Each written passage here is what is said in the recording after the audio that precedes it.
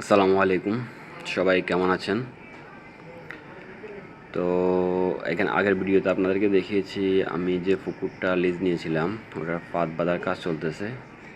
তো আজকে দ্বিতীয় দিনের মতো পাট বাঁধার কাজ চলতেছে। আমি আসলে একটু লেটে চলে আসছি, সেই জন্য সকাল থেকে দেখাতে পারিনি। তো এখানে আসার পরে দেখতেছি যে অনেক খাল বিল এবং অনেকগুলো কলা গাছ এখানে পড়েছিল, যেগুলো এক্সকাভেটরের মাটি কাটার সময় নিচে ফেলে রেখে গিয়েছে। তো এগুলোকে আমরা মাছের খাবার বানাবো, তো সেই জন্য এগুলোকে ভালো করে পচিয়ে নিতে হবে। তো আমরা এগুলোকে এখান থেকে ভালোভাবে কেটে নিব। কেটে নেওয়ার পর সবগুলোকে এক জায়গায় একটা খাদের মধ্যে রাখবো, যেখানে আমরা সবগুলো রেখে উপরে মাটি চাপা দিয়ে দিব। পরে এগুলো কয়েকদিন গেলে ফসে যাবে, তখন এটা প্রাকৃতিক খাবার হিসেবে হয়ে যাবে। তো এভাবে প্রাকৃতিক খাবার বানালে নাকি মাছের জন্য দানাদার খাবার কম কিনা লাগে। সেজন্য চিন্তা করলাম যে আসলে জিনিসগুলো এমনিতে পচে যাবে, এমনিতে কোথাও ফেলে দিতে হবে, তাই প্রাকৃতিক খাবার বানিয়ে নিই। তো তাই কাজে নেমে গেলাম সকাল থেকে।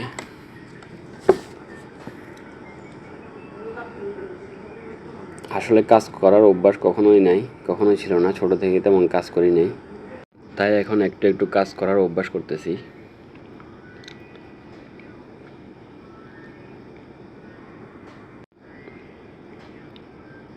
আসলে বৃষ্টির জন্য পাটগুলো ভালোভাবে বাঁধা যাচ্ছে না। আর পাট বাঁধার মৌসুমটা অনেক আগে চলে গেছে, যখন শুকনো মৌসুম ছিল তখন আসলে পুকুরটা লিজ নিতে পারি নাই। তো সেজন্য এখন পাট বাঁধাও ঠিকমতো হচ্ছে না। কালকে পাট বাঁধতেছিলাম তখন বৃষ্টি আসছে। এর মধ্যে আজকে একটু ফাঁকা ছিল, তাই আবার কাজ শুরু হলো।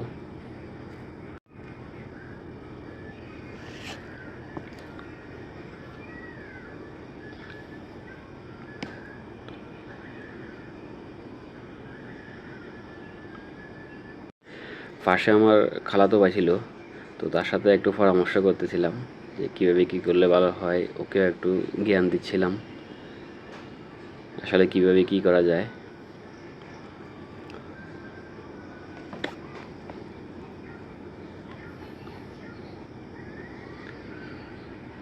তো অনেকক্ষণ কাজ করার পর একটু এক্সকাভেটর দেখতে গেলাম আসলে কীরকম কাজ চলতেছে। এই পাটটা উপরের অংশের চওড়া অনেক, এটা প্রায় উপরে 6 ফিট হবে, আর উচ্চতা 6 থেকে 7 ফিট হবে। এখানেও আমরা কিছু এই পাড়ের সাইডে কিছু গমের চারা লাগাবো, আর কিছু সবজি লাগাবো, সেজন্য এই পাশের পাটটা একটু মোটা করে চওড়া করে বাঁধা দিচ্ছি। আসলে প্রথম দিকে যখন পাট বাঁধানো শুরু করেছি তখন এত চওড়া করি নাই, পরে ভাবলাম যে একটা পাট যখন বাঁধাচ্ছি যাতে পাটের উপরে কিছু জিনিস করা যায়। তো এখানে কাজ চলতেছে।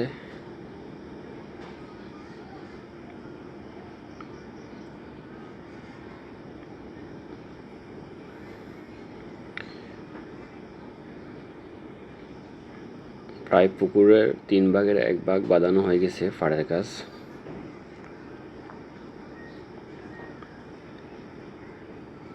এখানে একটা পুরানো আকাশি গাছ ছিল, এই গাছটা আমি রেখে দিয়েছি। একবারে সবগুলা গাছ ফেলে দিলে কেমন জানি খালি খালি লাগতেছিল।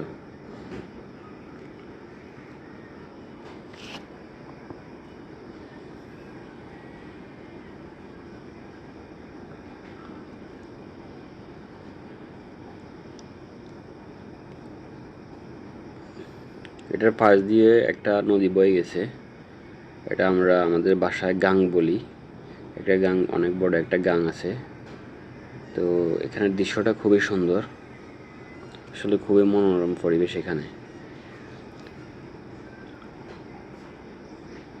আশা করছি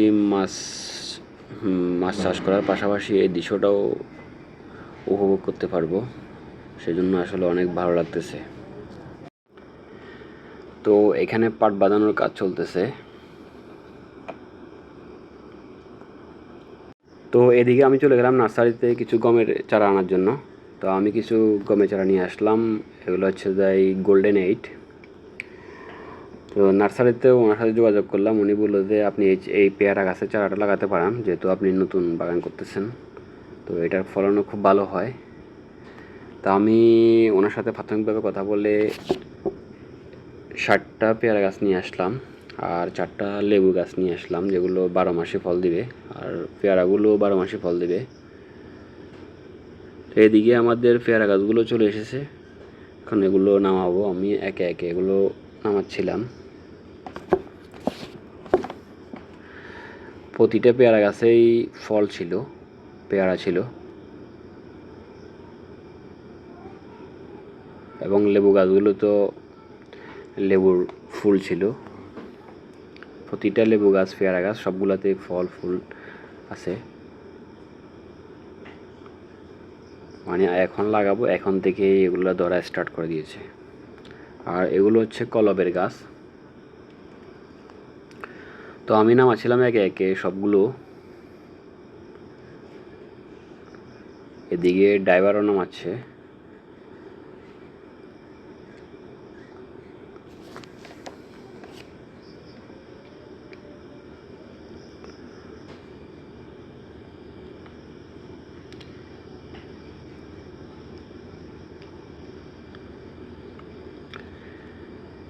আসলে কৃষি খামার করা আর মাছ চাষ করা এগুলো খুবই কষ্টের কাজ। আমরা যারা মোবাইলে ভিডিওগুলো দেখি, শুয়ে শুয়ে বেডরুমে ভিডিওগুলো দেখা আর বাস্তবে কাজ করা অনেক ডিফারেন্ট। আগে ভাবতাম আসলে এগুলো মনে হয় অনেক সহজ, এগুলো করতে অনেক ভালো লাগবে। যখন কাজে নামলাম এখন দেখতেছি আসলে এগুলো অনেক অনেক কষ্টের, তারপরেও ট্রাই করতেছি। তো দেখুন এখানে অনেকগুলো পেয়ারা গাছ আমার যে ফিশারিটা আছে, ফিশারির সামনে একটা ঘর আছে, ওই ঘরের সামনে এনে রাখছি। যেহেতু আমাদের এখানে ক্যারিং করার জন্য রাস্তা নাই, সেহেতু আরেকজনের বাড়ির উপর দিয়ে এগুলো ক্যারিং করে এখানে এনেছি। তো পেয়ারা গাছে দেখতেছেন পেয়ারা আছে, এভাবে প্রতিটা গাছে বড় বড় পেয়ারা আছে, কোনোটাতে ফুল, কোনোটাতে পেয়ারা, সবগুলোতে মোটামুটি ফল আছে, ফুল আছে। তো এই ফাটটাতেই, এই পুরো ফাটে একটা একটা করে 10 ফিট 12 ফিট অন্তর একটা করে পেয়ারা গাছ লাগাবো এবং মাঝে একটা পেঁপে গাছ লাগাবো। এটা হচ্ছে লেবু গাছ। লেবু গাছে, প্রতিটা লেবু গাছে 4টা লেবু গাছ এনেছি আমি। 4টা লেবু গাছ, 4টাতে লেবু আছে, লেবু এবং কি ফুল আছে। এগুলো 12 মাসি সিডলেস লেবু।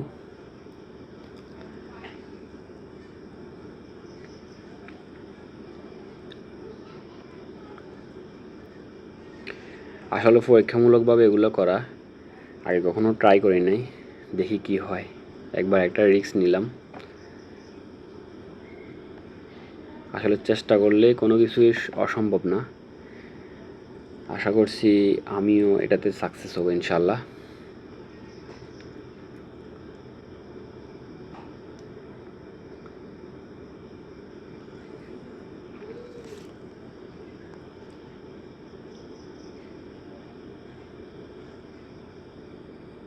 সবগুলো গাছে পেয়ারা আছে, সবগুলো ছোট বড় সবগুলোতে পেয়ারা আছে।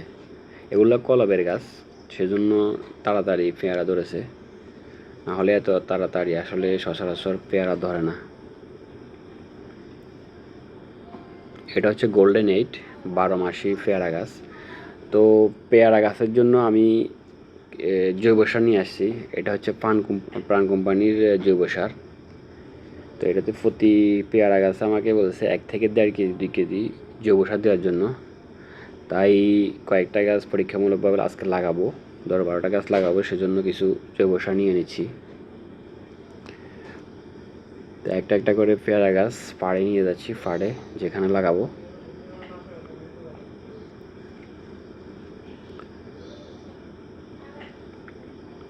ফাড়টা ওই দিনে মেরামত করলাম, কিন্তু বৃষ্টিতে অনেকটা ফাড়ে ভেঙে গেছে, মাটিগুলো নিচে নেমে গেছে। আসলে আমাদের ফেনীতে এখন খুবই বৃষ্টি হচ্ছে। তো কয়েকটা পেয়ারা গাছ এখানে নিয়ে এসেছি। তো এগুলো লাগানোর জন্য এখানে আমার খালাতো ভাই গর্ত করতেছিল। তো তো গর্তের পাশাপাশি গর্ত করার সময় দেখা যাচ্ছে যে এখানে অনেকগুলো ঘাস নিচে। আসলে ওই যখন মাটি ভরাট করেছিলাম তখন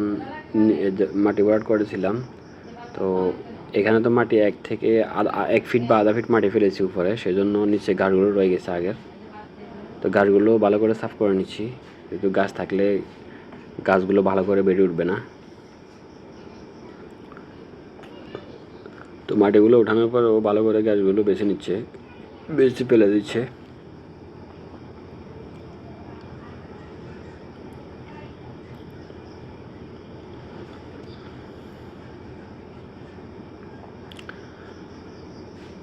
তো আমি এখানে কিছু জৈব সার মিক্সার করে রাখতেছি,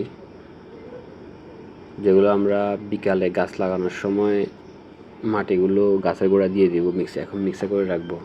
এখন যেহেতু দুপুরের টাইম, দুপুরে নাকি গাছ লাগানো যায় না, সেই জন্য আমরা গাছগুলো বিকালে লাগাবো। তো আগে থেকে মিক্সার করে রাখতেছি যাতে পরে কী বলে ভালোভাবে গাছের গোড়া দিয়ে দিতে পারি। তো গাছগুলো বেছে নেওয়ার পরেও অনেকগুলো গাছ এখানে থেকে গেছে। তো এগুলো আমি এখন আলাদা করতেছি।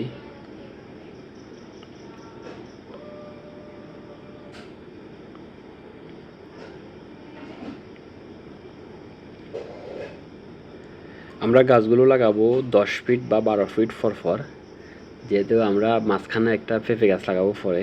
তো সেই জন্য 10 থেকে 12 ফিট ফাঁকা রাখবো, তাহলে অন্য একটা গাছ লাগাতে যাতে সুবিধা হয়। সেজন্য 10 থেকে 12 ফুট আমরা আগে থেকে মেপে নিচ্ছি, যাতে এটা মাপটা ঠিক মতো থাকে। তো দেখা হচ্ছে পরের ভিডিওতে। সবাইকে অসংখ্য ধন্যবাদ।